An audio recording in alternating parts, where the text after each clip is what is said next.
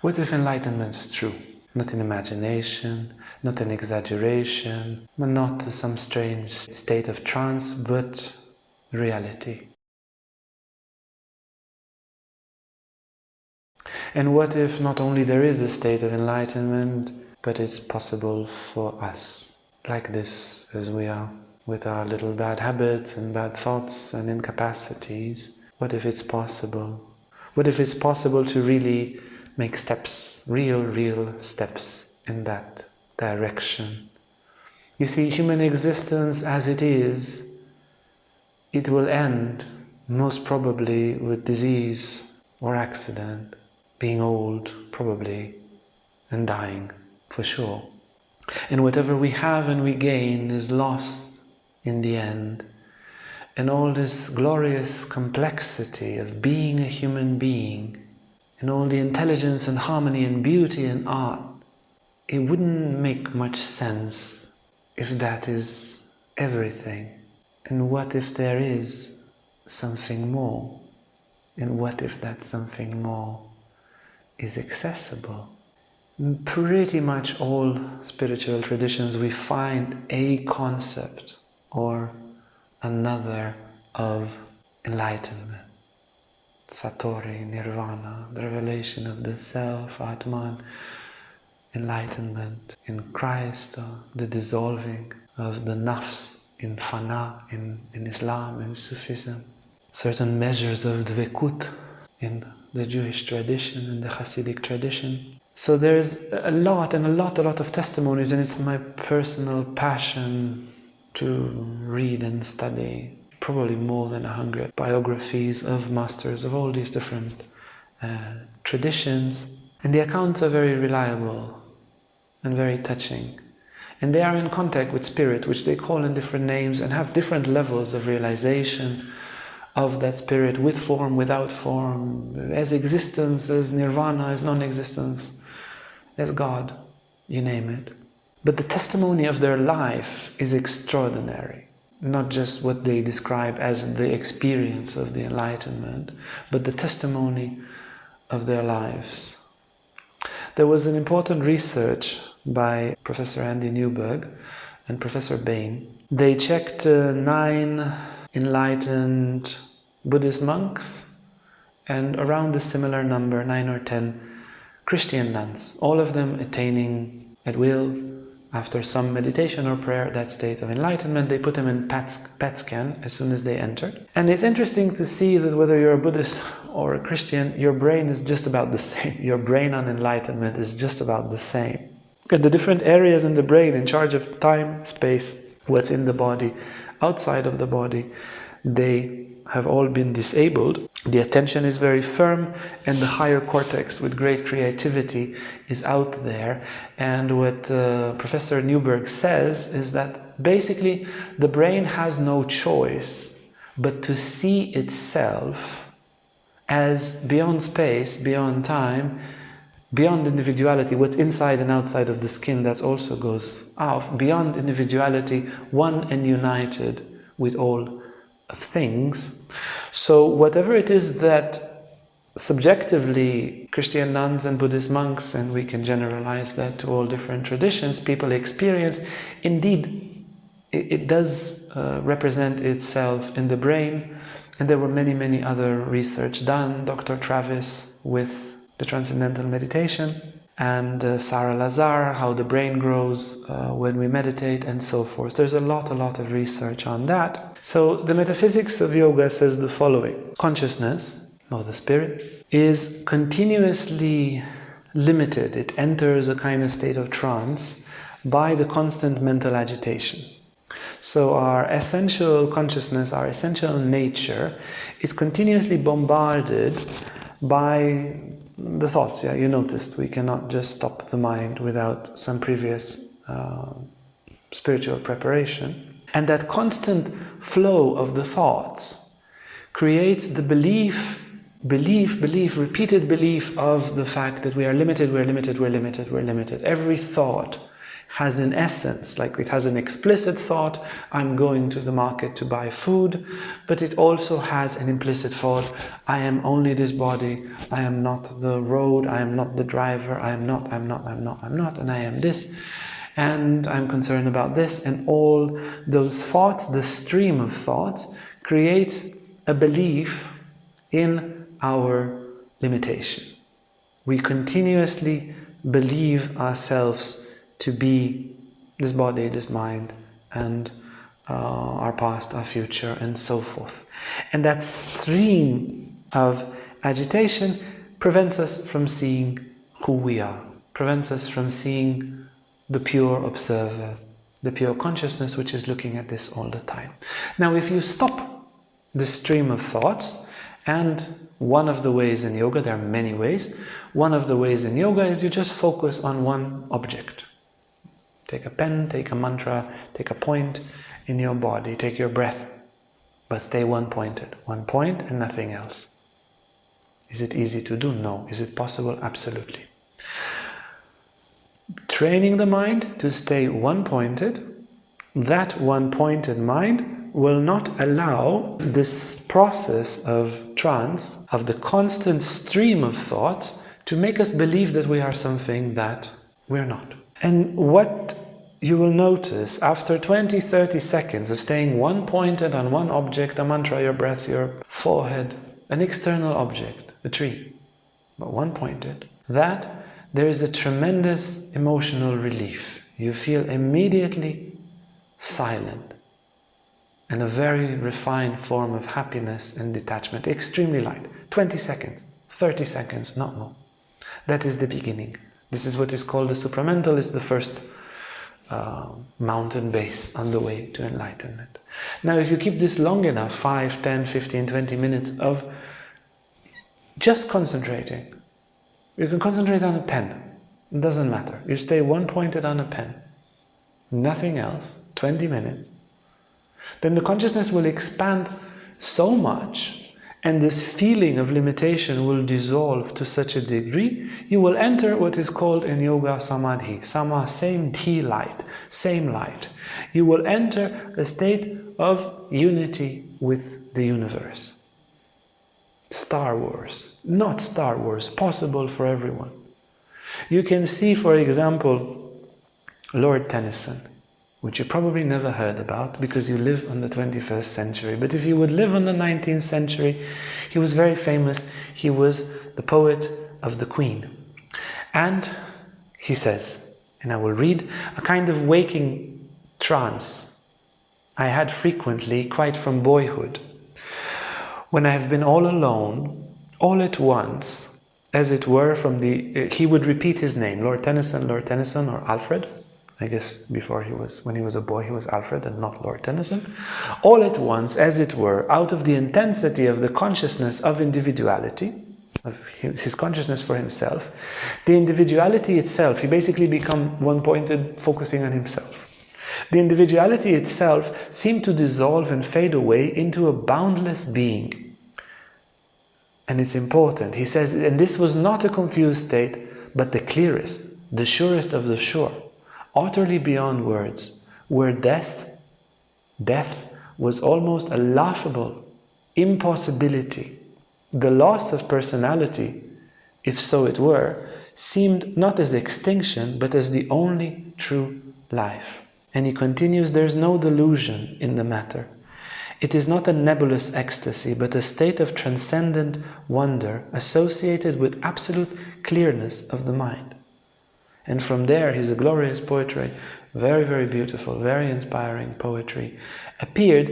And he's a good example because he did not have, especially in boyhood, I don't think he grew up in India. Yeah, he did not have any contact with any traditional idea about the state of Samadhi, but he would enter that state of Samadhi, since childhood, as did some other people. The state of Samadhi gives a possibility to see this extraordinary being that we are, this extraordinary spirit that we are, that is now playing the role of this human body. And it's supposed to play that. It does not negate our role playing as this human body. as this human mind, as our role in society, but rather it will make us do our role very, very good, with a great detachment, with such creativity like Lord Tennyson, with a tremendous love and utterly free from fear. There was a big agnostic and nihilist that once met Swami Vivekananda when Vivekananda went to the United States. He made such an impact, they named a street after him, or an alley in Chicago. And the man said, well, I don't know if there is life after death, I don't know if all these stories of enlightenment is true, so I lived the life fully, I squeezed the lemon till the last drop.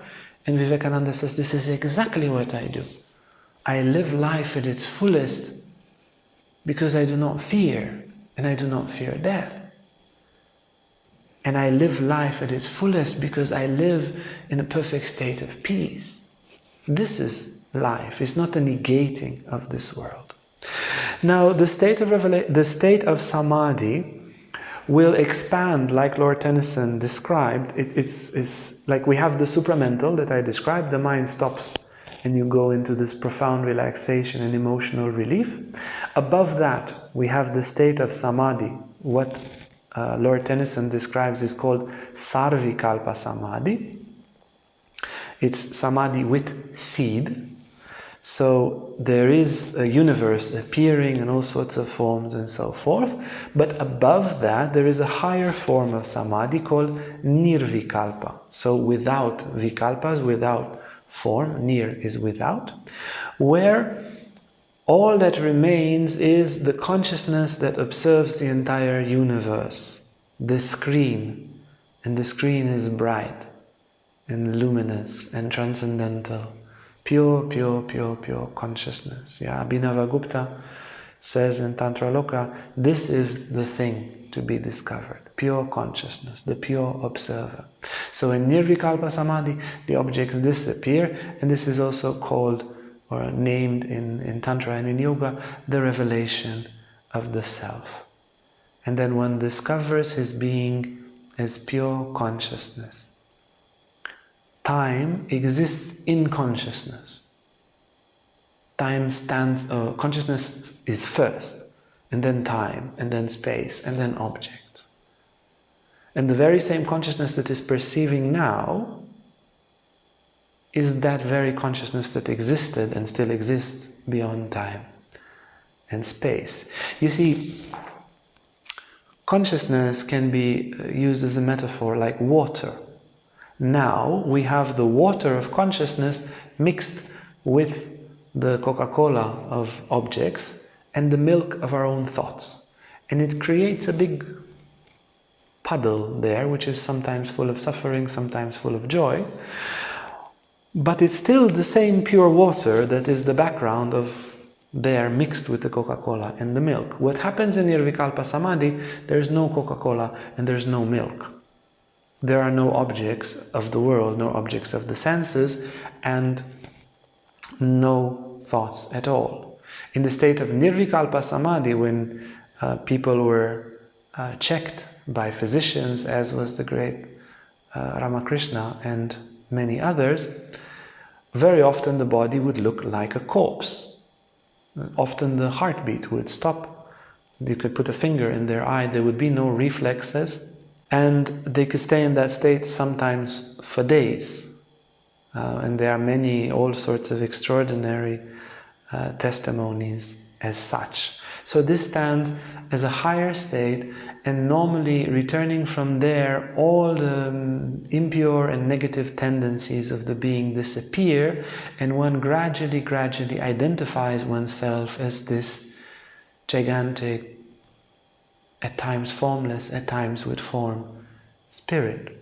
Now what happens from that place is a tremendous silence, and a tremendous energy appears in the life of the yogi or of the spiritual master.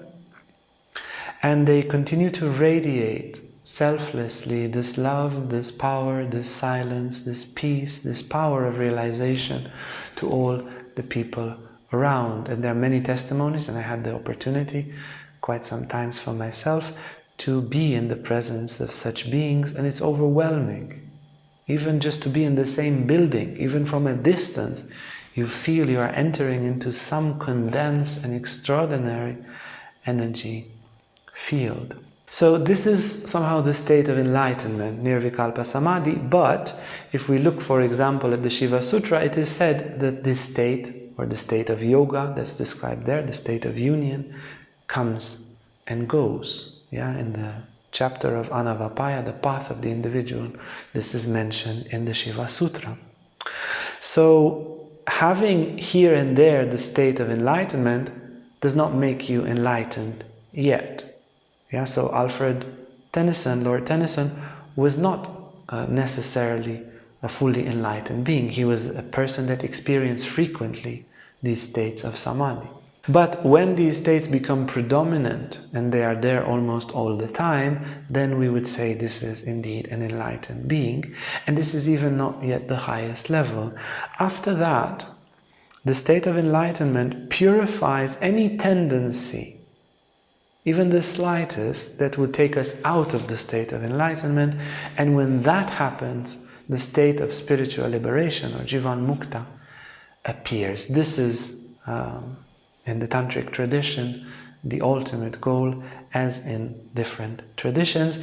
And even that will tend to grow in time. So Abhinavagupta, in the Tantras, he mentions that the state of enlightenment can be the state of enlightenment like that of a firefly, it just blinks a little bit of light, or it can be more intense, like that of a diamond that reflects light perfectly and is stronger, or like a light of a candle that radiates much more light, or even as the light of the sun, or as the light of the whole universe. So there are different categories of enlightened beings, by the degree that they are connected and fused with that spiritual reality beyond, and how pure the vessel is. Now, when people hear about enlightenment, they're like, some say, it's whatever is rubbish, it's not real, I don't buy it.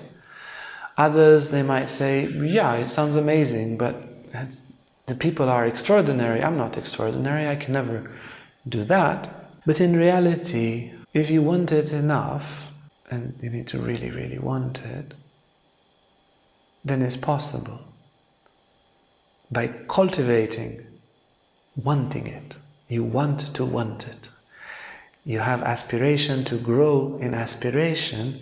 If you learn how to train yourself to want it, and there's a lot of methods, and we also made some videos about how to do that. If you long for it with great intensity, it does become possible. Even if you don't reach all the way in this life, whatever steps that we make, they are extremely, extremely valuable, and they will make every aspect of our life glorious. Now I'm going to be 45 in a month, and I started my quest in my teens, and somewhere when I was 21, it became, that's it, the goal of my life. And I have dedicated the past 24 years, day in, day out, hours and hours, every day. This has been where I lived, this has been what I have done, this has been the practice for many, many hours and years of silence. And yeah, and even in the nights, waking up and practicing and returning to sleep, and like this again and again and again and again and again. And even definitely not an enlightened being, but the steps that I did make in these 24 years, having that goal, the steps that I did make, they made this life extraordinary. And the transformations that already happened, I mean, I had some really nasty tendencies before, and a big chunk of it is gone. Or it's so much reduced that it doesn't disturb me. And the amount of love, of happiness, the capability to really have deep, intimate contact with people, with friends, with lover, and the bliss that exists in the practice, in meditation. Hours and hours every day of the most exquisite and extraordinary bliss, which is not, numbing, but rather charges the being with the utmost intensity, with enthusiasm, with creativity, with intelligence, with a zeal of life, with love for other human beings, and with an extraordinary state of peace. And even if, I dedicated 24 years with everything I have, and I did not get enlightened, already this was extraordinary. And if I die tomorrow, which I may, then it was totally worth it, and I will die at peace. But I hope I don't die tomorrow, and that I can continue for many more decades to do this pursuit from all my heart. Because it's a totally new dimension of human existence. It respects the resources, the gifts that we have as human beings. The intelligence, the capability of art, the harmony, the love, the complexity, the inner and outer world. How wonderful that we have an inner and outer world. And if we have all these gifts of the human birth, and we spend life saving money and using our free time for entertainment and overeating and taking substances that make us a bit more relaxed or a bit more lucid, it doesn't respect the potentiality of a human nature. But the quest for enlightenment, there is your challenge. Then you need to really discover your resources. And if you allow yourself to really walk this path, my God, how much resources you discover. How much less sleep you need. How much less dead time, how much less entertainment, how much less everything, and how much more life. How much more joy.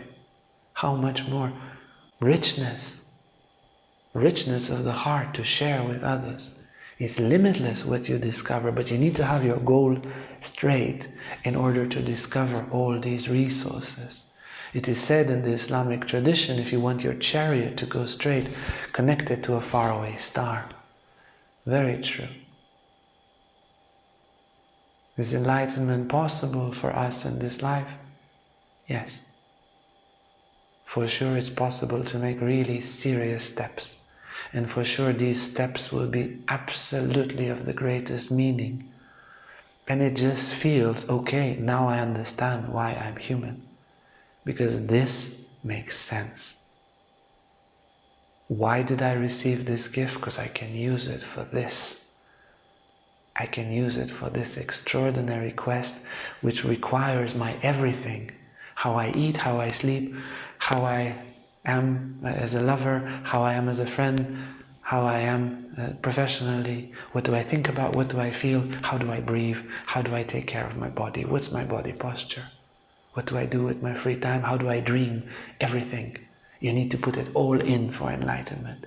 And it is so good that you can put it all in, because it all wakes up when you put it all in. The universe has no better gift than the quest for enlightenment. The longing for it is already greater than any other human joy. If you like this video and want to learn more about Tantra, about yoga, about psychology, emotional healing, lives of saints and the scriptures, then hit the bell, like, subscribe, and you'll never miss an upload. Thank you so much.